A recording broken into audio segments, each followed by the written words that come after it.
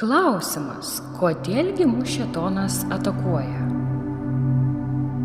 Na, visų pirma, tai ir taip aišku, kad jis mus atakuoja tam, kad mus atitrauktų nuo Dievo, tiesa.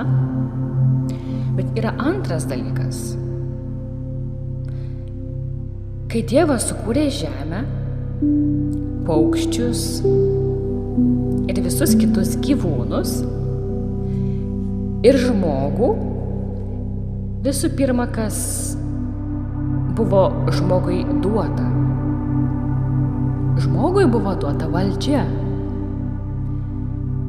Valdžia visiems žemės gyvūnams, visiems ropliams ir taip toliau. Tiesa? Ir dabar pagalvokim apie šėtoną. Ko jis nori? Jis nori valdžios.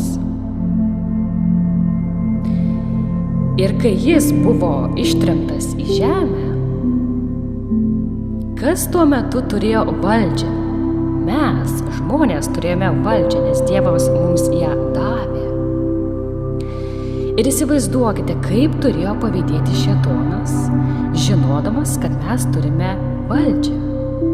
Taigi jis visais įmanomais būdais bando tą valdžią iš žmogaus atimti. Bando užvaldyti jo protą, mintis, veiksmus, bando jam pakenkti per jo santuoką, per jo sveikatą, per dar kažką tais. Bando padaryti viską, kad tik tais žmogų sužlugdyti. Kad tik tais žmogų sužlugdyti ir atimti visą iš jo valdžią ir kad galiausiai jis užvaldytų už žmogų. Taigi mes turėtume nusisukti nuo nuodėmės ir pasiimti savo valdžią, o ne ją atiduoti.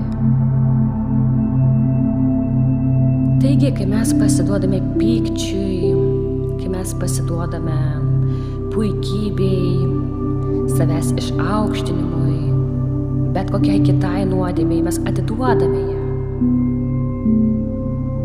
Yra parašyta Biblijoje, priešinkitės velniui ir jis bėgs nuo jūsų.